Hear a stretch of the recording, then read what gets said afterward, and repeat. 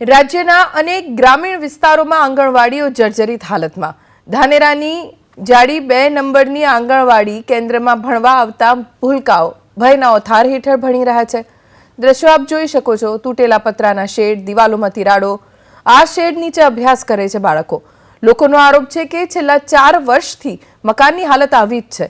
નવું મકાન આંગણવાડીનું બનાવાતું નથી। જર્જરિત મકાનમાં 25 જેટલા નાના નાના બાળકો અભ્યાસ કરે છે। ગામના લોકોની માંગ છે કે તાત્કાલિક આંગણવાડીની નવી બિલ્ડિંગ બનાવવામાં આવે। ધાનેરા તાલુકાની જાડી ગામની આંગણવાડીની હાલત જર્જરિત છે। તમને પેલા દ્રશ્યો બતાવવાની કોશિશ કરીશ। આ જાડી 2 નંબરની જે આંગણવાડી છે તેના પતરાઓ પણ તૂટી ગયેલા હાલતમાં જોવા મળી રહ્યા છે। તમે જોઈ શકો છો તે પ્રમાણે ઠેર ઠેર તિરાડો પણ જોવા મળી છે। બીજી તરફ તમે જોઈ શકો છો તે પ્રમાણે આ રીતે જે દિવાલો છે તેના ઉપર પણ તિરાડો જોવા મળી રહી છે। અંદરના દ્રશ્યો બતાવવાની કોશિશ કરીશ।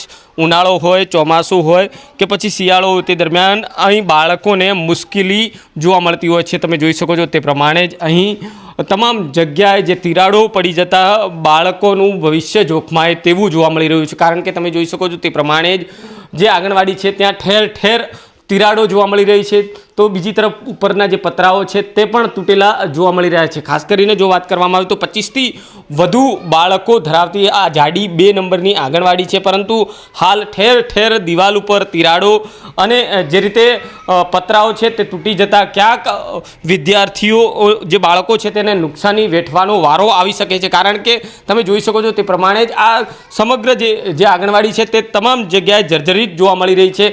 જોકે સ્થાનિક આગેવાનો અને સ્થાનિક લોકોની માંગ છે કે ત્વરિત આ આંગણવાડીનું નવીનીકરણ કરવામાં આવે।